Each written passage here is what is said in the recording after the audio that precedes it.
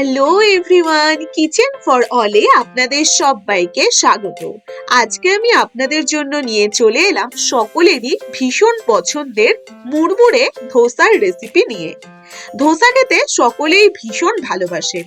একদম রেস্টুরেন্ট স্টাইলের ধোসা আপনারা কিভাবে বাড়িতেই তৈরি করবেন তার জন্য রেসিপিটি স্টেপ বাই স্টেপ প্রথম থেকে শেষ পর্যন্ত দেখার অনুরোধ রইল। ঝটপট তাহলে দেখে নিন আজকের এই টেস্টি ধোসা কিভাবে তৈরি করছি। প্রথমেই আমি নিয়ে নিয়েছি সেদ্ধ চাল 3 কাপ। 3 কাপ সেদ্ধ চাল জলে ভিজিয়ে রেখেছি। আর নিয়ে নিয়েছি বিউলির ডাল 1 কাপ, মেজারমেন্ট কাপ দিয়ে 1 কাপ, যতটা চাল তার হাফ ডাল। 3 কাপ চাল 1 কাপ ডাল, বিউলির ডাল আমি ভিজিয়ে রেখেছি। আর নিয়ে নিয়েছি মেথি, বড় চামচ দিয়ে 1 চামচ মেথি। আর এখানে আমি কিছু চিড়ে 2 চামচ বড় চামচ দিয়ে চিড়ে জলে ভিজিয়ে রেখেছি। যেদিন করবেন তার ঠিক আগের দিন রাতে সবকিছু জলে ভিজিয়ে রাখতে হবে। মোটামুটি 10 ঘন্টা মতন জলে ভিজিয়ে রাখুন। জলে ভিজিয়ে রাখার পর চালটাকে আস্তে আস্তে একটি মিক্সিতে দিয়ে খুব ভালো করে ব্লেন্ড করে নিতে হবে। চালটা যখন একদমই স্মুথ ভাবে পেস্ট হয়ে যাবে তখন তাতে সেই ভিজিয়ে রাখা চিড়া তার মধ্যে দিয়ে সম্পূর্ণ 2 চামচ চিড়ে দিয়ে তাতে খুব ভালো করে ব্লেন্ড করে নিতে হবে।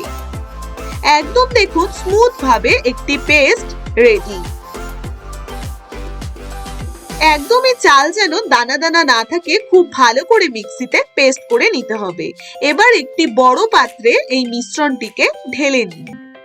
সম্পূর্ণ মিশ্রণ ঢেলে এবারে যে বিউলির ডাল আমি ভিজিয়ে রেখেছি 7 থেকে 8 ঘন্টা, সেই বিউলির ডাল দিয়ে দিচ্ছি মিক্সিতে। সম্পূর্ণ বিউলির ডাল দিয়ে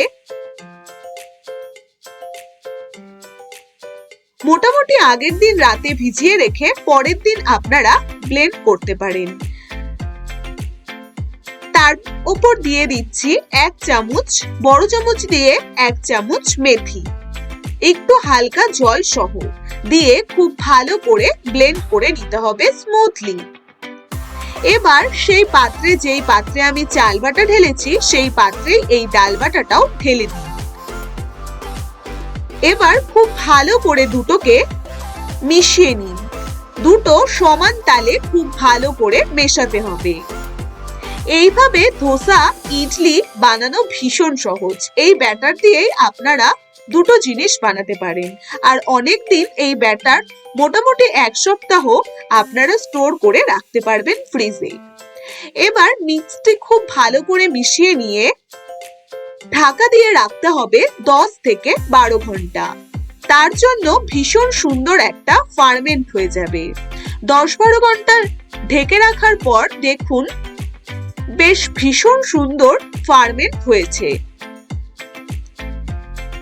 চাল ডাল যদি আপনারা ঠিক পরিমাপে নিয়ে এইভাবে বেটে নেন তাহলে এই ফার্মেন্টটাও ভীষণ ভালো হয়। এবারে আমি দুটো পাত্রে ভাগ করে নেব। এবার একটি পাত্রে আমি ধোসার জন্য ব্যাটার গুলিয়ে নেব, তাই একটি পাত্রে আমি ভাগ করে নিচ্ছি। এই ব্যাটারটি ফ্রিজে রেখে দিন, 7 থেকে 8 দিন আপনারা ব্যাটারটি খেতে পারবেন। এবার তাতে দিয়ে দিলাম 1 চামচ নুন। খুব ভালো করে ব্লেন্ড করে তাতে দিয়ে দিতে হবে হাফ কাপ মতন জল দিয়ে খুব ভালো করে মিশিয়ে নিন। ধোসার ব্যাটার একটু হালকা বেশি পাতলাই হয়, একদম জলের মতো পাতলাও নয়, আবার খুব একটা গাঢ়ও নয়। ঠিক এইভাবে তার মধ্যে আমি 1 কাপ কি হাফ কাপ মতন জল মিশিয়ে আপনারা দেখে নেবেন। খুব ভালোভাবে এইভাবে একটি ধোসার ব্যাটার তৈরি করে নিলাম। এবার আমি ব্যাটার কিন্তু একদমই রেডি। এবার ধোসার ভেতরের পুর বানিয়ে নেব।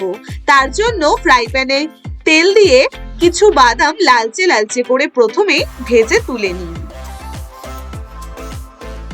বাদাম ভেজে তুলে নিয়ে তাতে দিয়ে দিচ্ছি সামান্য সর্ষের তেল। এবার তেলের মধ্যে আমি দিয়ে দেব ফোড়নের জন্য কিছু কারি পাতা, কুচনো আদা 1 চামচ, কুচনো রসুন কুচি 1 চামচ, আর দিয়ে দিচ্ছি কিছু হাফ চামচ কি 1 চামচের মতন সর্ষে। বেশ ভালো করে সবকিছুকে একটু ফোড়নগুলোকে হালকা লাল লাল করে ভেজে নিন। হালকা লাল লাল করে ভেজে নিয়ে তাতে দিয়ে দিচ্ছি খুব সামান্য হিং। এবারে তাতে দিয়ে দেব বড় পেঁয়াজ, দুটো বড় পেঁয়াজ আমি কেটে নিয়েছি। এবার ঝুরঝুরে করে পেঁয়াজগুলো তার মধ্যে দিয়ে দিন। এবার পেঁয়াজটাকে খুব ভালো করে ফোড়নগুলোর সাথে লালচে লালচে করে ভাজতে থাকুন। পেঁয়াজগুলো যখন লালচে লালচে হয়ে ভাজা ভাজা হয়ে আসবে, দেখুন লালচে লালচে ভাজা হয়ে এসেছে। এবারে আমি একে একে তাতে দিয়ে দেব মটর ডাল, বড় চামচ দিয়ে 1 চামচ মটর ডাল, দিয়ে দিচ্ছি বিউলির ডাল বড় চামচ দিয়ে 1 চামচ, আর 1 চামচ নারকেল, এইভাবে ছোট ছোট টুকরো করে নারকেল কুচি। এবার সবকিছুকে একটু তেলের মধ্যে ফোড়নের মধ্যে ভালো করে নাড়াচাড়া করতে থাকুন। যতটা ডাল ততটাই দুটোই ডাল সমান সমান। এবার খুব ভালো মতন নাড়াচাড়া করে নিয়ে তাতে সেদ্ধ করা আলু আমি একটু হালকা ম্যাশ করে রেখেছি, ভাঙা ভাঙা টুকরো করে রেখেছি। এবার নাড়াচাড়া করতে করতে এটা আরো অনেকটাই ভাঙা ভাঙা টুকরো হয়ে যাবে। এবার আলুগুলো দিয়ে খুব ভালো করে সবকিছুর সাথে মিশিয়ে নিন খানিকক্ষণ। এইভাবে ধোসা তৈরি করা ভীষণ সহজ। আর ধোসার বেকার বেকার রেস্টুরেন্টে না খেয়ে আপনারা কিন্তু বাড়িতেই বানাতে পারেন রেস্টুরেন্ট স্টাইলের টেস্টি ধোসা। এবার তাতে দিয়ে দিচ্ছি সামান্য হলুদ গুঁড়ো, 1 চামচ জিরের গুঁড়ো, স্বাদ মতন নুন, আর ভেজে রাখা বাদামগুলো। খুব ভালোভাবে সবকিছুর সাথে মিশিয়ে নিন। মশলাও লাগে খুব একটা বেশি না, একদমই হালকা কম। সবকিছুকে ভালো করে মিশিয়ে নিয়ে তাতে দিয়ে দিচ্ছি অল্প সামান্য হাফ কাপ মতন জল। খুব ভালো করে এবার একটু মিশিয়ে নিতে হবে সবকিছুকে। ভালোভাবে মিশিয়ে নিয়ে যখন এইরকম কাদা কাদা হয়ে আসবে তখন ঢাকা দিয়ে রাখতে হবে 5 মিনিট। 5 মিনিট ঢাকনা সরিয়ে 5 মিনিট পর ঢাকনা সরিয়ে তাতে দিয়ে দিন বেশ কিছু লঙ্কা কুচি আর ধনেপাতা কুচি। এবার খুব ভালো করে সবকিছুর সাথে সবকিছুকে মিশিয়ে নিন। সবকিছু মিশিয়ে নিলেই একদম টেস্টি পারফেক্ট ধোসার পুর।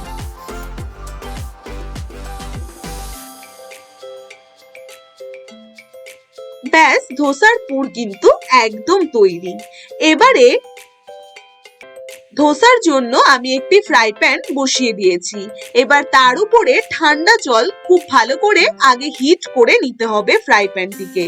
তারপর মুঠো ভরে জল ছিটিয়ে একটি ভেজা কাপড় দিয়ে পুরো ফ্রাই প্যানটাকে মুছে নিন। এবারে 2 হাতা করে দিয়ে এইভাবে আস্তে আস্তে ধোসার মতন সুন্দর করে গোল গোল করে ধোসার মতন শেপে তৈরি করুন।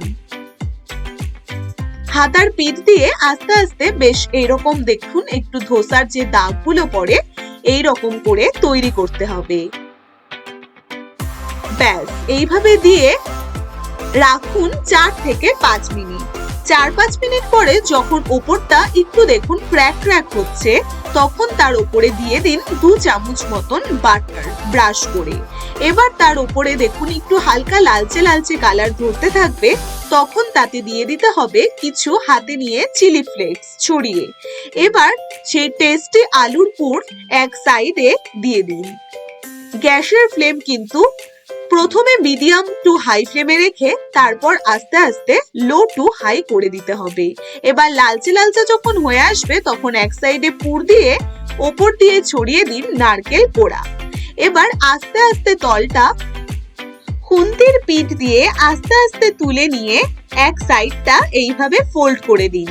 দেখুন ভীষণ সুন্দর একটি কালার এসেছে, আর দেখেই কিন্তু বুঝতে পারছেন আপনারা ভীষণই ক্রিপসি হয়েছে। এইভাবে আমি একে একে প্রত্যেকটি ধোসা তৈরি করে নিলাম।